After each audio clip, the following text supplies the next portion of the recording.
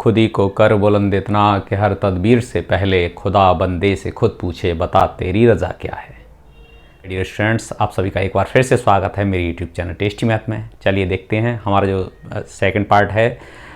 Chapter चल रहा था हमारा concept revision classes linear equation के लिए, simultaneous linear equation with two variables हैं।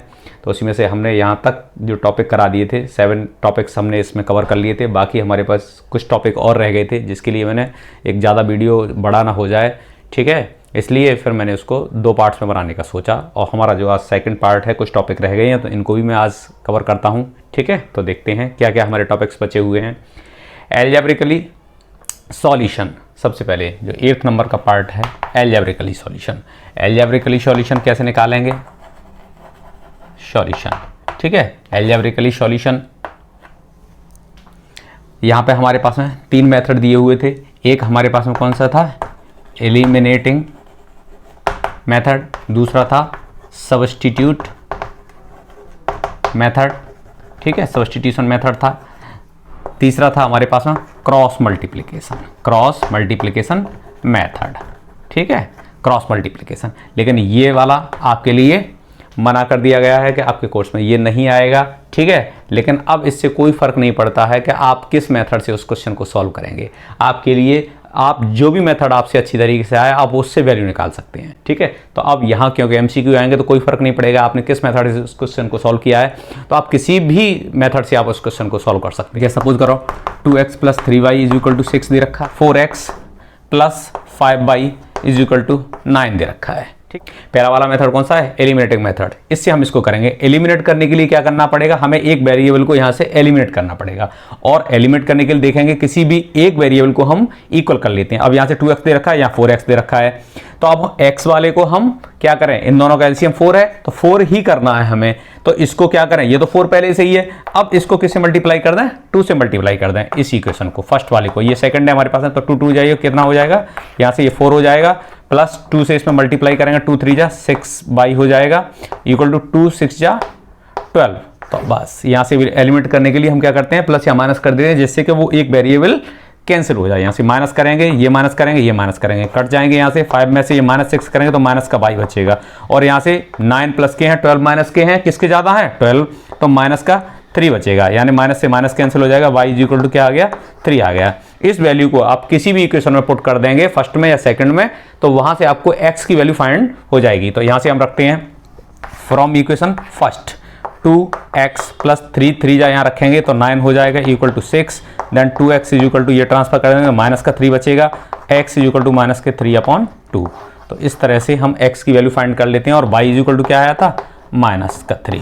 तो x और y की वैल्यू, दोनों वैल्यू निकल जाती हैं, ठीक है। अब हम ये देखेंगे x और y की जो हमने वैल्यू निकाली है वो सही भी है या नहीं है। तो आप किसी भी इक्वेशन में उसको पुट करके देख सकते हैं। LHS की वैल्यू आपके RHS के बराबर आनी ही चाहिए। तो देखते हैं x की वैल्यू फर्स्ट में या सेकंड से, जहां से भी निकालना चाहें सेकंड में देख लेते हैं। यहाँ से 4 × x की वैल्यू कितनी है? -3/2 है, ठीक है, प्लस 5y है, तो 5 और y की वैल्यू कितनी है? 3 आई है।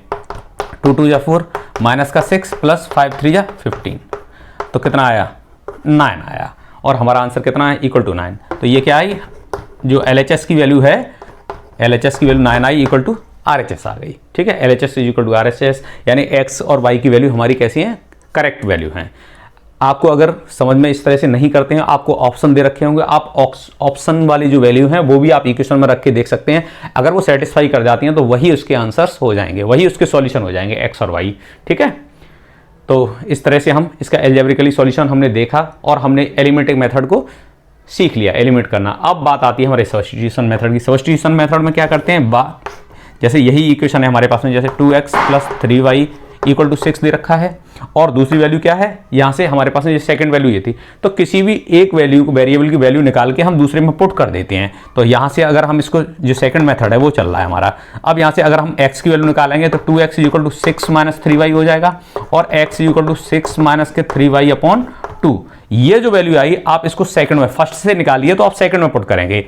ये कौन सी थी? First equation. अब put in second number, second equation आप इसको पुट कर देंगे तो यहाँ से क्या हो जाएगा? 4 हो जाएगा, x की वैल्यू 6 - 3y/2 आ जाएगी, प्लस का 5y, और इक्वल टू 9। तो आप यहाँ से इसकी वैल्यू को सॉल्व करेंगे, एलसीएम ले लेंगे, यहाँ से 2 से, वैसे एलसीएम की जरूरत ही नहीं पड़ेगी, इसमें तो 2 2 जाइए 4 हो गया, इसका मल्टीप्लाई करेंगे तो 12 आ जाएगा, -2 3 जा 6y हो जाएगा, प्लस 5y इक्वल टू 9। तो इस तरह से यहाँ से 5 और ये 6 माइनस का y is equal to minus का 3, तो y इज इक्वल टू क्या आ जाएगा, यहाँ से माइनस का y इक्वल टू क्या आ जाएगा, माइनस का 3, माइनस से माइनस कट जाएगा, यहाँ से y इज इक्वल टू 3 आ जाएगा, y इज इक्वल टू कितना आ जाएगा 3।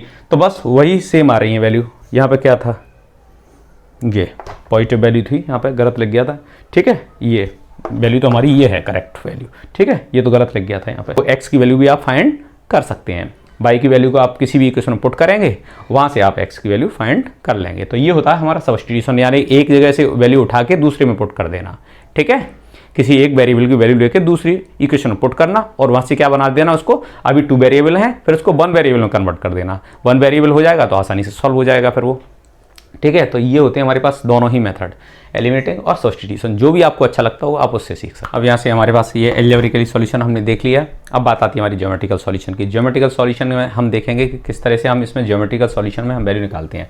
आपको ये पता ही है, ये हमारे पास एक्स एक्सिस होती है, ये वाई एक्सिस होती है। अब ज्योमेट्रिकली हम क्या करेंगे, यहाँ से हमारे पास में जैसे दोनों ही इक्वेशन है और दोनों ही इक्वेशन के लिए क्या आएगा, स्ट्रेट लाइन आएगी। हमारे पास में पहली इक्वेशन है उसके लिए स्ट्रेट लाइन आएगी, दूसरी के लिए भी स्ट्रेट लाइन आएगी। अब वो स्ट्रेट लाइन कैसे उस पर रिप्रेजेंट होगी ग्राफ पे, उसके लिए हम देख लेते हैं। वहाँ से हम एक्स और वाई की डिफरेंट वैल्यू पुट करते हैं और उसके लिए हम एक स्ट्रेट लाइन मिल जाएगी। दूसरी इक्वेशन के लिए हम डिफरेंट वैल्यू पुट करेंगे, वहाँ से हमें दूसरी स्ट्रेट लाइन मिल जाएगी। अब हम ये देखेंगे जब हमारे पास ये कैसी है, लीनियर इक्वेशन, तो ग्राफ तो स्ट्रेट लाइन ही आएगा। अब देख लें, सपोज करो इसमें कैसी कंडीशन है, यहाँ से अगर हमारे पास में कोई एक स्ट्रेट लाइन ये आ रही है, ठीक है, और ये एक्स एक्सिस पूरा इसको वाई हो गया, वाई डैश हो गया, इधर एक्स डैश हो जाएगा, ठीक है।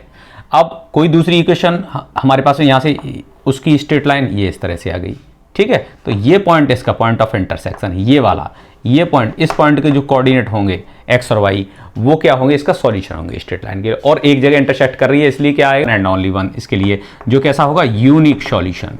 यूनिक सॉल्यूशन यहाँ से कैसा आएगा, सॉल्यूशन इसका यूनिक सॉल्यूशन आएगा, क्योंकि एक जगह इंटरसेक्ट कर रही है। और ये कैसी लाइन हो जाएंगी, इंटरसेक्टिंग लाइन होंगी। कैसी होंगी, इंटरसेक्ट लाइन होंगी, ठीक है। अब इसके लिए दूसरी कंडीशन ये बन सकती है, ये हमारे पास में एक्स एक्सिस है, ये वाई एक्सिस है। सपोज करो हमारे पास में ये एक लाइन आई, स्ट्रेट लाइन की ग्राफ, ये a1x plus b1y plus c1 equal to 0 के लिए एक इक्वेशन आ गई। और इसके दूसरी भी स्ट्रेट लाइन आती है, उसके लिए जो ग्राफ जो क्या है, a2x plus b2y plus c2 के लिए इक्वल टू 0 के लिए ये ग्राफ आया। और दोनों ही क्या है, एक कहीं भी एक दूसरे को नहीं काट रहे हैं, यानी कि इनके बीच की डिस्टेंस कैसी है, सेम है। तो ये कैसी आ जाएंगी, पैरेलल लाइंस, इनको बोलेंगे हम, ये शॉर्ट में लिख दिए, पैरेलल लाइंस हो गई।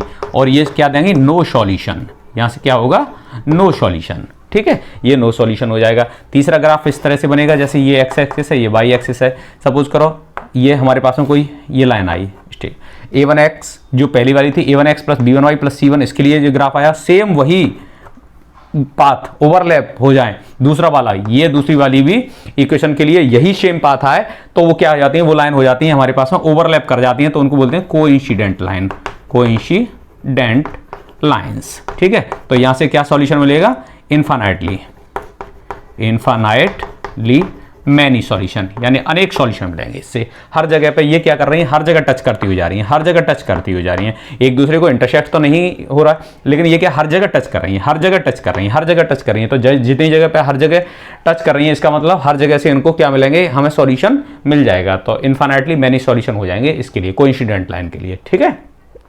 तो आप सिस्टम वाली बात आती है, ये भी आप समझ चुके होंगे। यहाँ सॉल्यूशन मिल रहा है, तो ये कैसा, हमारे पास जैसे ये कौन सा था, इंटरसेक्टिंग लाइन थी, एक सॉल्यूशन मिला था, इसलिए ये कंसिस्टेंट सिस्टम हो गया। यहाँ से हमें मिल रहा है सॉल्यूशन, ये कंसिस्टेंट हो जाएगा, लेकिन ये सिस्टम कैसा होगा, इनकंसिस्टेंट होगा। लेकिन ये कैसा होगा, ये डिपेंडेंट होगा। कैसा होगा, ये डिपेंडेंट, ठीक है। एक ही लाइन के ऊपर दूसरी लाइन का जो ग्राफ आ रहा है, यानी कि उसके जो वेरिएबल्स हैं एक दूसरे पर डिपेंडेंट है।